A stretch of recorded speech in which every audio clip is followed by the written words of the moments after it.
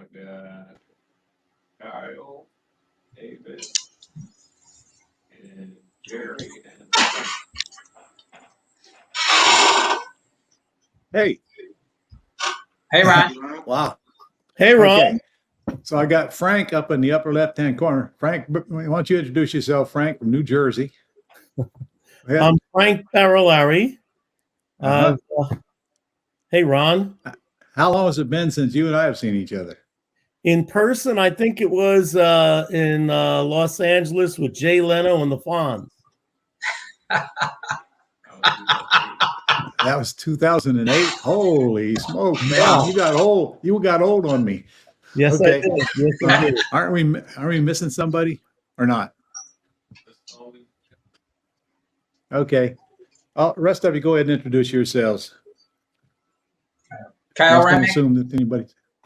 Okay. Fort Wayne, Indiana. David Keating, Fort Wayne, Indiana, partners with Kyle. Okay, you, Kyle, working together. Yes. Right? No sound. Can't hear you.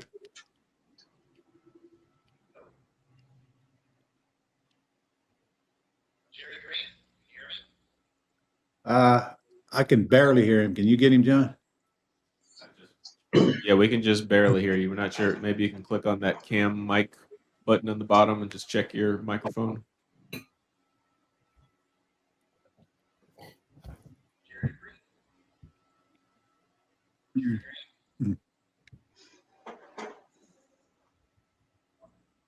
Okay. While you guys are getting that fixed, let me go back over here to Frank. Frank, when did you come on to Planet Ron? What year was it? 1993. I went to your boot camp in Detroit, Michigan. 1993. That's 2 years after my first boot camp, man. You are old. So what's going on in your life since? I know you ran the New Jersey Rio Club for quite a while, didn't you? Or are you still doing that? No, I'm a recovering board member now. I've no more board members for me. I get bored a lot. I did a whole lot of different stuff, and I've been flipping houses. I'll never give that up. I moved up into a higher range to get less competition. I was specializing last year in within ground pools, but I got to a point where I have a book, the survival guide for my children to figure out what I own in case I pass away. And I said, I'm going to fix that. So I sold everything except my commercial properties on one block in a good downtown area. So this way, my kids know exactly what they're going to inherit. So what have you been doing for the last 18 years? I did a couple of condo projects. I've been buying at auctions. I love auctions. Bought a textile factory, sold the equipment for the value that I paid for it. I work the edge. I like to use programs like the condo exemption rules where you do under 10. And I've been creatively buying things with owner finance. Really? I heard that works. So that even works in New Jersey? Oh, yes, sir. Yes, sir. To tell you the truth, I got in 10 years before I met you, and I brought you to my group because I felt like I wasn't successful. And what I did was you were doing Philadelphia on a Saturday. Had you on a Sunday. I made sure I was your driver so that I got some personal contact with you. Smart. And once I got the boot camp, you gave me permission to make money. I slapped around the federal government. I got owner financing from the toughest attorney in town, and I out-negotiated him. I out-negotiated a Boston investment bank, and I bought stuff for pennies on the dollar when other investors were telling me that I was out of my mind. And I made a name for myself in one town. But now I'm getting a little older. I don't want stuff far away. I want everything close. Okay. And you probably don't want to do much of anything, do you? Right. I do hardly anything. Hardly any. By the I way, heard that works. I still own 2 restaurants, but I rent them out. Okay, you don't own the restaurants. You own the building. Somebody else owns the restaurant. So Well, you- I own the hoods and the kit and the tables and the chairs and the forks and the knives. yeah, but I but you learned don't own all the overhead. Yeah, I suck at running a restaurant. I learned that fast. yeah, I understand. Yeah, I get it. Okay, so over these years, you've built quite a fortune for yourself. You've done pretty well. Yes, sir. And what's going to happen next? What's in your future? Well, I think you noticed that I got old. So Uh-huh. I'm constantly Hey, look at this. Okay, happens to all of us. I hope. I'm constantly restructuring what I do. So anything I do out of state is going to be for a flip. I lecture on tax deeds and tax sales, and I have a little mentoring group. And what you said about everything changing, I used to do a breakfast mentoring, and last Saturday I took a vote, and they said, like one lady said, I got 2 little babies. I could be online, but I can't make it to the restaurant. So it looks like we're either going to be a hybrid or stay on virtual forever. Yeah.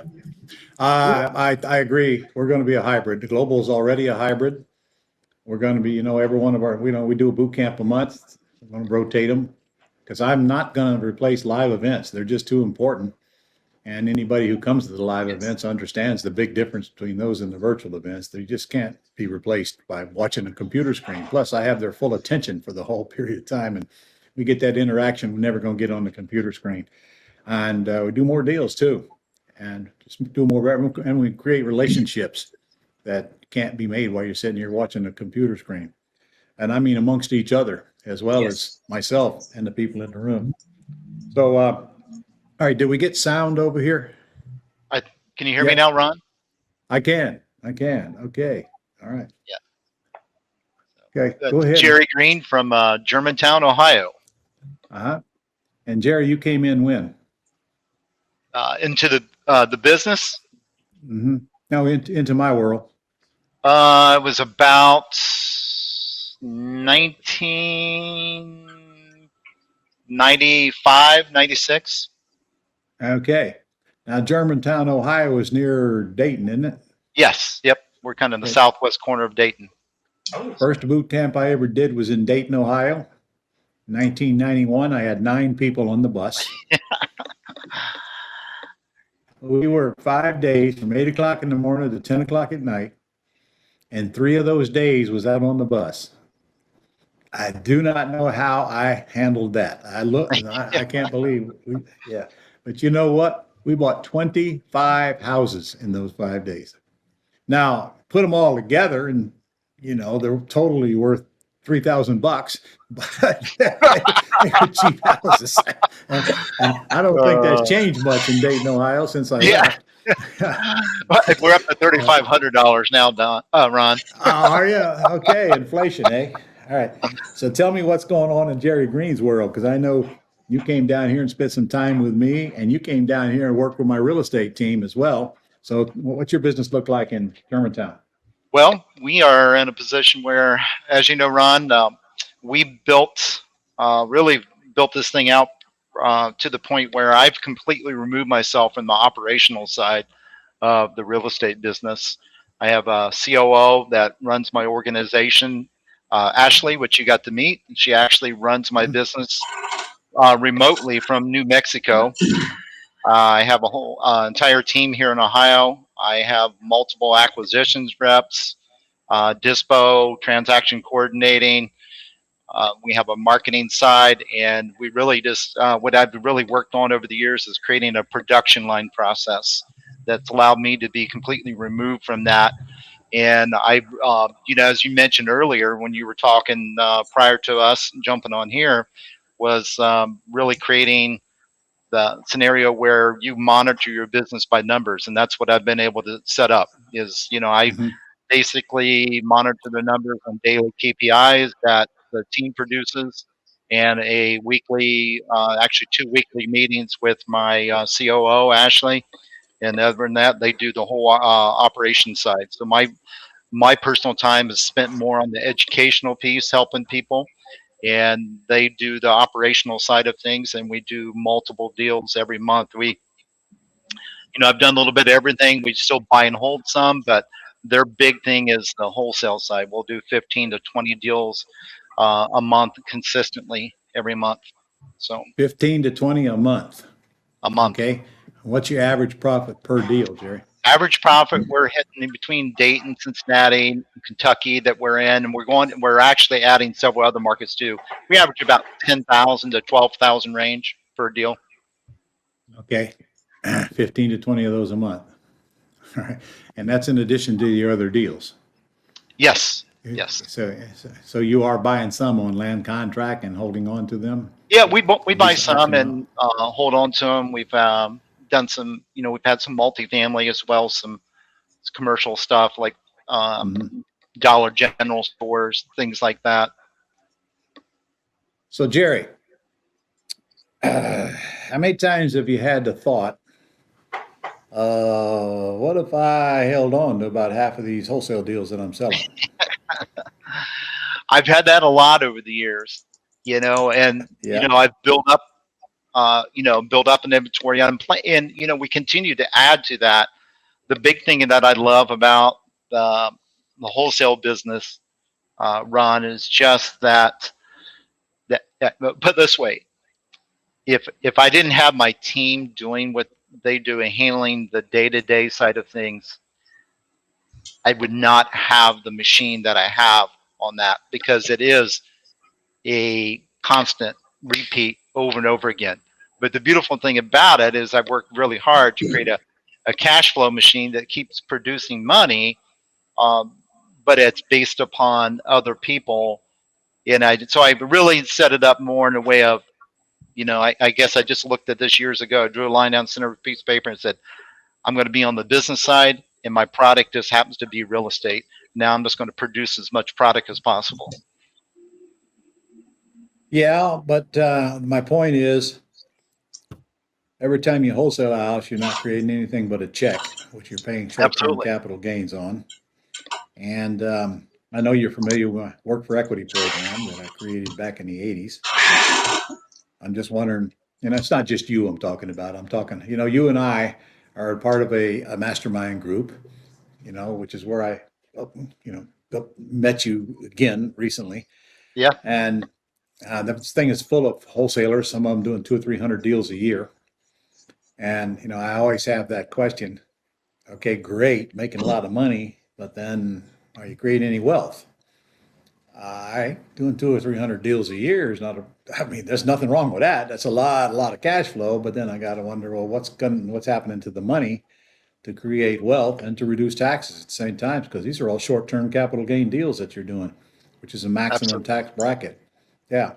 So what comes to mind is my work for equity program. So if you were to take these houses, some of them, and just lease option them out as is to tenant buyers, probably get as much down or close to it as you would get wholesaling them, would you not? Yeah, absolutely. Especially. Yeah, and ghost lives. Yeah, absolutely. And and we've done a lot of that, Ron. We've sold a lot on the owner finance model. And the big thing that we originally, when I was doing a lot of the owner financing on those type of deals, we were just bringing our inventory in and selling them on the owner financing.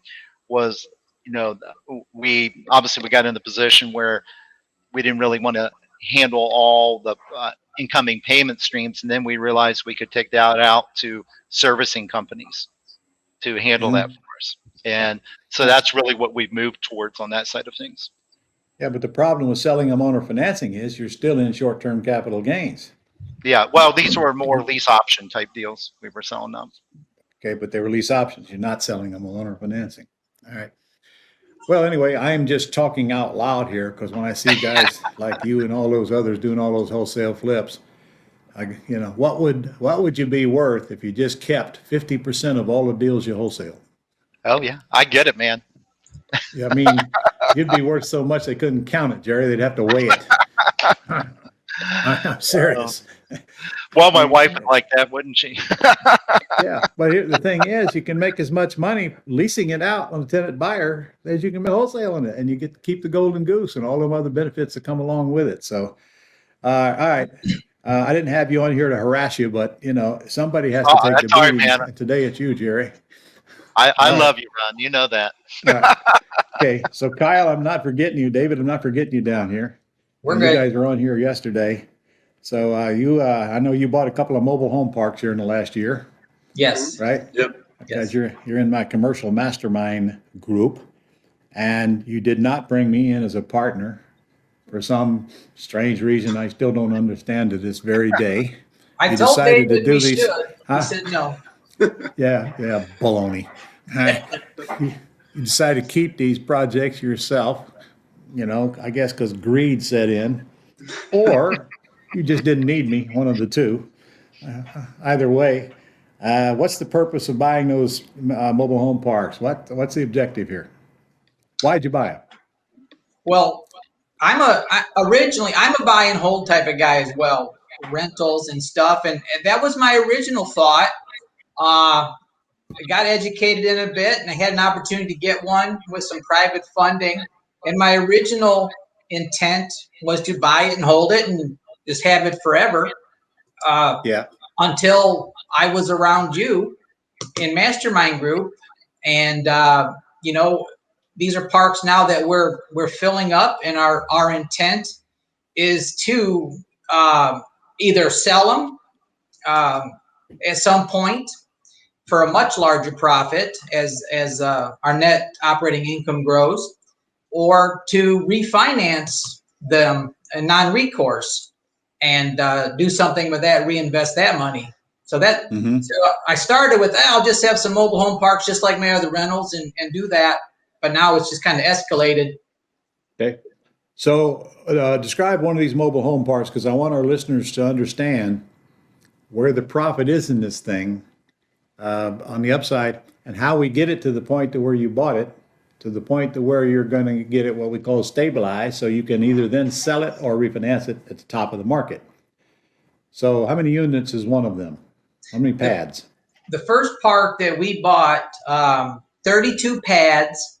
It had 6 owner occupants, long-term owner occupants. The rest of the pads were clear. We didn't have to deal with any junk. Does have low rents right now. They started at 170. We're up to 200. Our plan in the next 3 to 5 years is to get those at least up to 300. Now, how we're going to increase the value of that park is we have started bringing in brand new homes. A couple we bought ourselves. We've got some private funding to bring some in. And there's some programs out there with some other mobile home companies to bring them in. So we're bringing those in to start filling our lot. And that's where David comes in. The first goal is to sell them so they're owner occupied, or we will do a lease option. And in the last week, we've done one of each. And David's working heavy in that department. So as we increase the rents, increase the occupants, increase our net operating income, and it's a commercial formula, but when you add in your cap rate, we bought this first park for $175,000 cash. It was private funding. I figure when we are said and done and ready to do something, it's going to be between 1 and 1.5 million that we're going to get out of that park. Okay. So you borrowed the money 100% from a private lender because the value is so much lower than the real value and, of course, Yes. the future value. So Yes. you're going to make it worth $1.x million by increasing the net operating income, Yes. which, of course, is how all income-producing properties are valued. So your simple formula was to get that net income up so you can get the value up. And then you'll decide at that time whether you want to go refinance it and pull out maybe 75% of it in cash, non-taxable because it's borrowed money, non-recourse, I heard you say that, means Yes. it's not personally guaranteed, right? And then you Right. just keep the property and keep the cash flow and keep developing it. Because Yes. you're not gonna fill up all the pads before you do the sale or the refi, are you? Or are you? Probably not. Probably not. Okay. And do you have room to put more pads on if you do fill them up? We actually do. There's actually 11 other sites that have been started Wow. off to the side there. Okay. And frankly, all that means is you need to run electric and plumbing to them and maybe put a pad down for them or maybe not. Yeah. Not hard to develop a mobile home site once you already got the property and it's already zoned and all of that. Okay. So how's your single family house business doing nowadays? And what part does David play in all of this mess you created? Do you want to take that? Yeah, so our main thing is we're a big property management company here in Fort Wayne. We manage about between 450 and 500 units for about 100 different owners around the world. And kind of how we started, I got in the Ron's world around 2019 when Kyle brought me along. And how we first started was we contacted all of our owners and asked if anyone wanted to basically sell their home. And I think that first year we picked up, it was like 15 or 20 houses just from our owners. That's kind of how we got started. And then we started using all your resources of the bandit signs, the yellow letters, and really started hitting it heavy. Through that, we've started a real estate company. I got my real estate license and sell for our owners now, making money that way for the company. We got a maintenance company here that we do our own flips with for our owners. And then we just are now hiring get another acquisitionist trained to start getting the residential side going again, because we've been focused on this commercial stuff this past year. All right. Jerry, Yes, sir. what's the biggest mistake you made since you've been in business? There's a lot of them, but the biggest one, I'll tell you, Ron. I think one of the biggest ones that I've made over the years is probably hiring the wrong people and then forcing them to be put into the wrong box. Mm-hmm. Because I was really guilty of that. My thinking of hiring for a long time. Well, let me just say this, Ron. First of all, the problem with that equation was me involved in hiring. So when I hired, that was a big mistake. Because when they came in, I thought, oh, I like you. Yeah, sure, you're a fit. And I brought them on board. And that's the way I did it for many years. And then I realized that I was the worst one to be hiring. And so I completely removed myself from that. But Ron, that right there has cost me millions of dollars of bringing in the wrong people. And I am guessing now that a female does the hiring. 100%, my man. I learned the very same lesson, sir. I also suck at hiring as well. Yep. Yeah. Ron, actually, and you met several of my team members. 90% of my team are all female. So even my strongest acquisition reps are female. Yeah, well, I understand that as well. I got a few of them hanging around me. I'm not 90%, but I can tell you right now, females are a whole lot better at handling personnel than most males. Oh yeah, I mean most of them. And they got this sixth sense, which is hard for us guys to understand. They just know. Okay, every time my wife has told me not to work with someone, I told her, "What do you know? You're full of it. You don't know anything about this." And guess what? She was right. So today I learned to listen to her before I ignore her. But she's right. I don't know what this thing is. I don't know, because we don't have it. But yeah, okay. So your biggest mistake was learning to let other people hire and you get out of the way because they know who can work with you and who can't.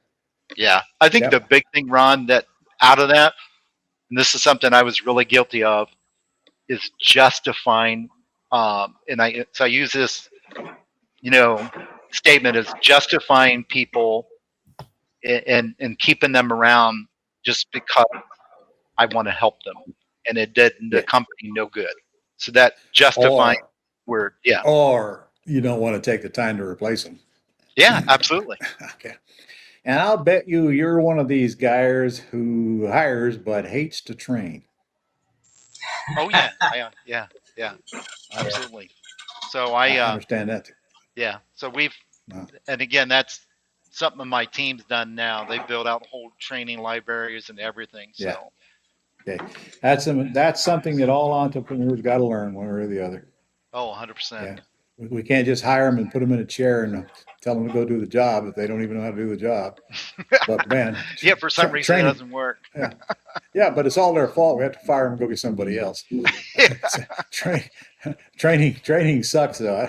I get it. All right, Frank, I'm gonna ask you the same question. Biggest mistake you made in all these years? I entered into a real estate development with two other partners, and it was an equal partnership, equal vote. That meant I was in so much trouble. We got to a point where real estate went down, and both of the other guys were hard nosed and said, screw the bank, screw the bank. Bank started a foreclosure, and I found out the other two guys were going to screw me. So I was fortunate enough to sell something off, and I went around to the bank and I purchased the assignment of the note mortgage. Yeah. So then I was foreclosing on us to make it more equal. It was an ugly, ugly mess. Legal fees, like, well, maybe you could believe it, Ron, but legal I can believe it. Else could believe it. Wow. So, in other words, you foreclosed on yourself. Well, we actually didn't have to do that. They caved in. Yeah. I made the deal work. When they found out you now were the bank, they didn't have much leverage left, did they? Actually, they never found that out. They didn't? I hope they're not listening. What happened was they put their assets in their wives' names, so if the bank came, they were going to hit me first. So I turned down and started the foreclosure, but we never finished it. We got the deal cleaned up. Okay. All right. Well, there's where all your real estate training came in handy, though, wasn't it? Who would have ever thought to go buy the note on your own property from the bank? So if you had to, you could foreclose on yourself. I've done that a few times myself. Foreclosed on myself. It's kind of fun, actually. Now, I didn't foreclose on me because I don't know anything in my own name, but I foreclosed on the land trust that owned the property. And here in Florida, if my land trust owns the property and I foreclose on that property, all of the proceeds above the amount that I'm owed as the lender go to the owner, which is my land trust. So it's a good way to sell a house, sell it at foreclosure. Even if your own house you foreclose on, because you get the proceeds above what your maximum bid is as the lender, as well as you get paid on the note if somebody comes in and buys it. Foreclosure is just a cool way to sell houses, especially in this crazy market. All right, Kyle, David, biggest mistake, because we're running out of time here. That's easy. In around 2004, decided to get into buying rentals with no knowledge. And I was making about $30,000 a year, but they let me buy about $1.5 million in the crappiest rentals you could ever get. And within 2 years had lost it all, everything. And I didn't have any knowledge. I just didn't know that the tenants wouldn't necessarily pay rent. And but that was it. Just no knowledge. But since then, I got some mentors in that field along the way. But that was huge. And you recently told me at our commercial meeting that you are out of or almost out of any personally guaranteed debt. Did you not? Yes. No personal guaranteed debt. So you got rid of all of it? Yes. Including your home? No, I'm sorry. I have the home in my trust. Yeah. Okay. So from now on, nobody's coming after you if something goes wrong on any property you buy, because everything's going to be non-recourse. Yes. Not showing on your credit report, not even showing on your financial statement. Yes. So there's no way they're going to come after your assets for any amount of debt that you owe on anything, excluding your home, of course, which will be the first thing you pay if the crap hits the fan again. Right. And that's a good feeling, isn't it? Yes, and through all your classes, we've got all our rentals also in individual trust and secured. Yeah. So it's good. Non-recourse debt? There's no debt. No debt. No debt at all. Well, that's even better than non-recourse debt, Kyle. Yes, yes. You So know, you get to keep the whole chunk of coming in.